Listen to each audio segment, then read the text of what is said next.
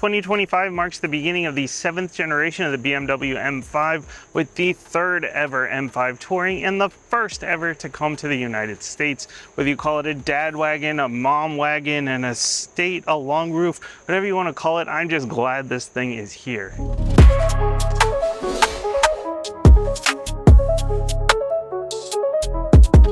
This beast is powered by a twin-turbo 4.4-liter V8 that pumps out well over 500 horsepower, well over 500 pound-feet of torque on its own, but it's not working alone because this is a plug-in hybrid with an electric motor baked into the transmission. And so your combined output is 717 horsepower, 738 pound-feet of torque.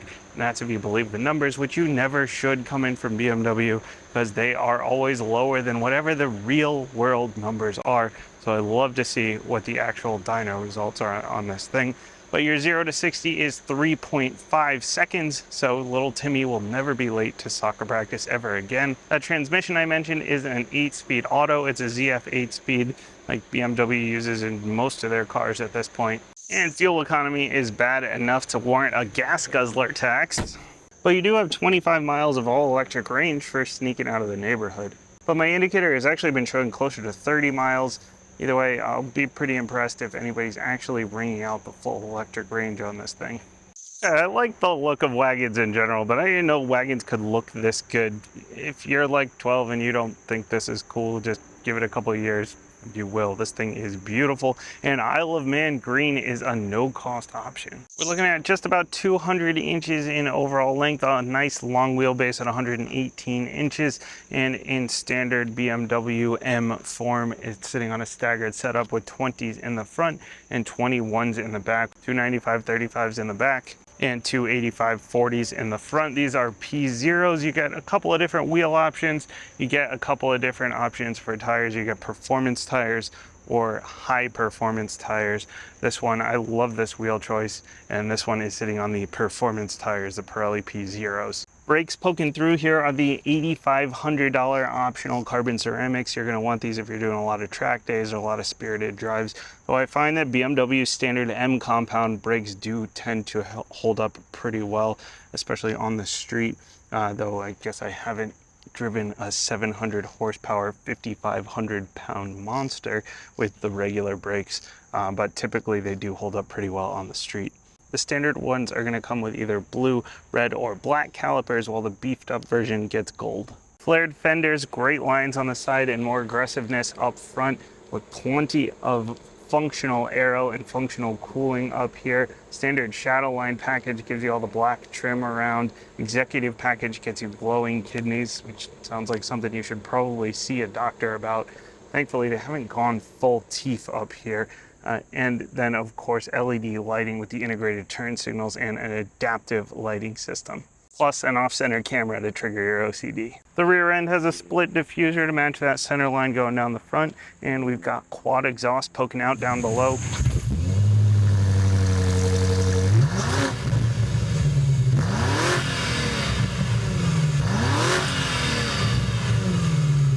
I love these lights. These are neat, especially coming down the side with the little swirl.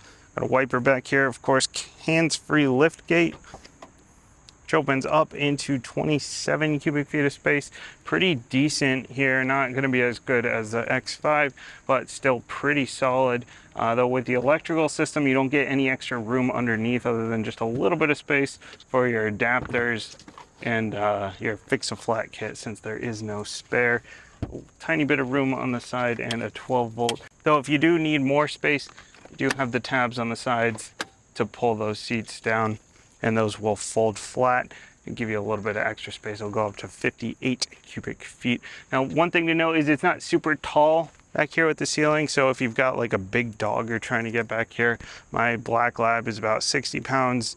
He's a skinny guy though, and he kind of just barely fits standing up back here. And of course, you can close it up with the button up here.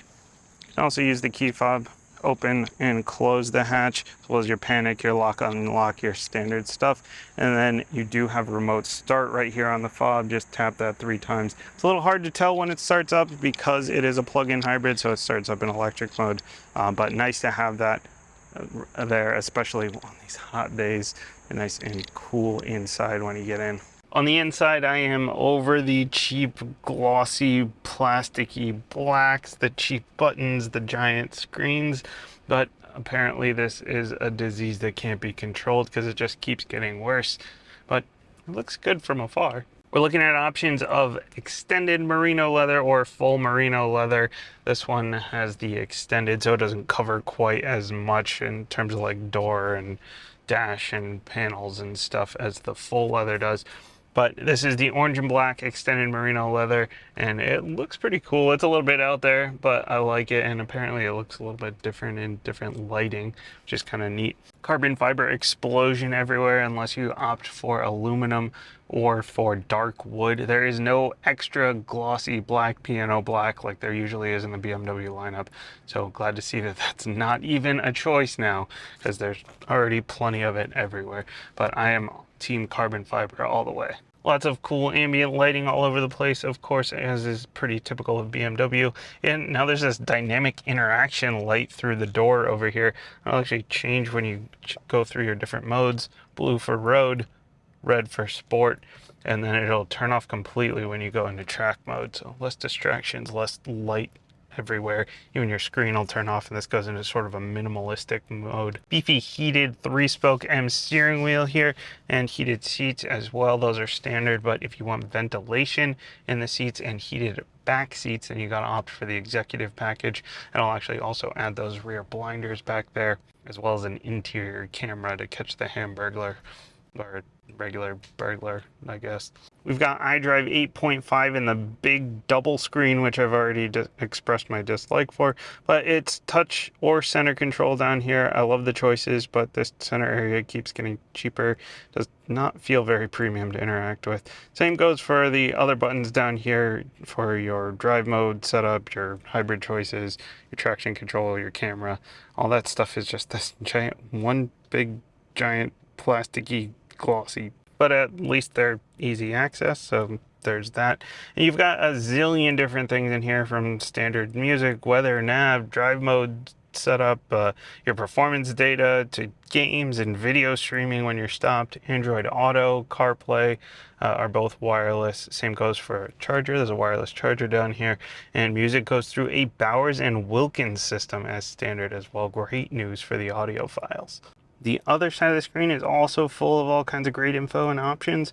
There's even an augmented reality view that combines a front-facing camera with your safety and nav instructions. There's a clean head-up display up top, which you can also customize a bit. The font is huge. There's no telling the officer that you didn't know how fast you were going. It's well done, though. It's useful while not being too distracting. As for the rest of the controls, there's so much plastic all along the steering wheel. I don't know who decided this was a good idea, these sliders on the HVAC, but I really don't like them.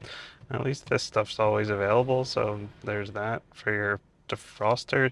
And these are so not intuitive for aiming your vent, as well as adjusting your open close of your vent from 0 to 1. And then some of your seat settings, you have to hit a button through the door. This goes, then your lights are these shiny plastic capacitive button things, and then you've got a button in the door for your seats, where some of your controls are physical seats on the side of the seat, and some of them you have to go in here to adjust. Like if you want to adjust your bolsters or your thigh extenders, then you, at least it does have those options in here, but it's not the most intuitive, and it's a little bit annoying if you ever have to adjust that while you're driving. I guess those are typically one and done things, so hopefully you don't have more than 2 memory settings, and those are just in your settings already. We've got your auto dimming mirror with home link and a long sunroof for the long roof. Back seats are decently spacious, 37 inches of legroom. That matches the M5 sedan. I'm totally fine at 5'7". I'd be comfortable back here for a while. Love all the natural light coming back here as well with this nice long sunroof. But I've had boosters back here for my 6-year-old and my 8-year-old, and they have had plenty of space as well. Rear facing seats should be okay as long as you're not super tall I think anything over like 6 feet, you're probably going to start running into problems with rear-facing seats. But front-facing seats should be okay for the most part. Got a little USB-C in here, little compartment. Got some more USB-Cs, some vents here for the back passenger, and all of your controls are digital back here as well. Some more storage space, some cup holders, and as I mentioned, these are heated, and we've got the blinders here because of that executive package. It's even a blinder for the quarter window. Look at that. And end belts. Fancy. As for the drive, well, it's a 700 horsepower hybrid wagon.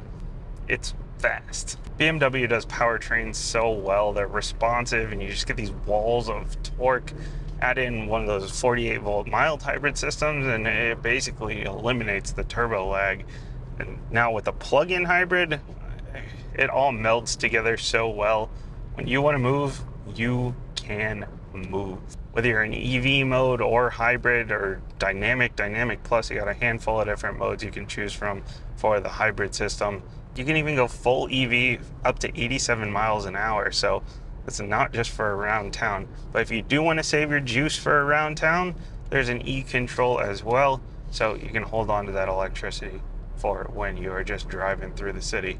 Dynamic is for prolonged spirited drives like track work, and Dynamic Plus is more for quick spurts of balls to the wall. And if you hold this left panel down, everything will go into the sportiest settings. It's temporary, but it's neat, I guess. You also have drive modes for road, sport, and track, and your transmission can go into regular or sport. And you have custom M modes that you can set up with all kinds of different settings. You get easy access here with your M1, M2 right on the steering wheel. There's so much you can do with those settings, from brake feel to suspension to steering to throttle response, your transmission responsiveness and aggressiveness, your engine sound even in full EV mode. Plus, you can put it into two-wheel drive mode if you have your traction control systems all the way off, in case you want to get a little bit sideways. When you're not in two-wheel drive, you've got a heavily biased all-wheel drive system, BMW xDrive. BMW calls it four-wheel drive, but it's really all-wheel drive. And an LSD in the back is standard. All that adjustable stuff makes for an excellent driving experience. I've got the steering set nice and heavy. The transmission is aggressive but not jerky. BMW has the brakes nailed down as always. The suspension is on the stiff side, even in full comfort mode, but it's easily daily drivable. Cornering hard is where things start to fall apart a little bit. It's heavy and it feels it. There's a lot of roll. I mean, it feels like the X5M's got this one beat in terms of handling. Even though this has a lower center of gravity due to being physically lower and having those batteries across the bottom.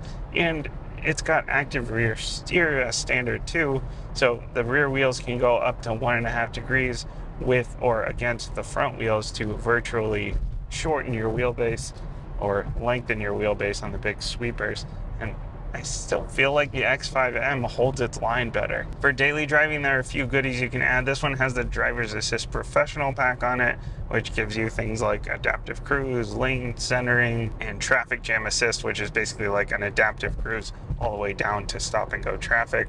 There's lane centering. But all of that stuff has been great for the highway drives, for the commute on the highway. And there's even lane change assist. So if you've got your adaptive cruise on and you hit one of your turn signals, it'll change lanes for you. A lot of cars seem to be adding that. A lot of automakers seem to be adding that to their cars now.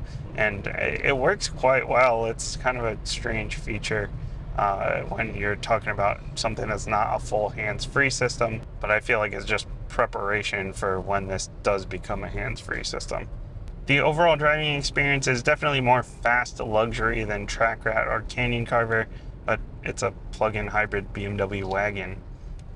Kind of makes sense, and it makes for one hell of a daily driver. Ultimately, the M5 Touring has been awesome to live with. We need more performance wagons here in the States. This thing is great to haul a family around, to haul pets around, just to commute in. I do have some issues with it, you know, the glossy black plasticky stuff. It just gets on my nerves so much, and it's just becoming more and more prevalent. But it's fast, it's comfortable, if you want the best handling and the best use of space, an X5M is going to be the same amount of spendiness here. We're starting right around 120 grand. This one optioned out to 140. The last X5M I had was around 120, optioned out to 140. That will give you a little more space. I feel like that handles a little bit better as well. Despite this hugging the ground a little bit more, it is a lot heavier than the X5M. And even though this has rear steer, I still feel like the X5M handles a bit better. But it's quick, it's comfortable. It definitely, I can overlook the glossy black stuff because of how fun and nice this car is to drive, but I really would prefer not to see that in a $140,000 car.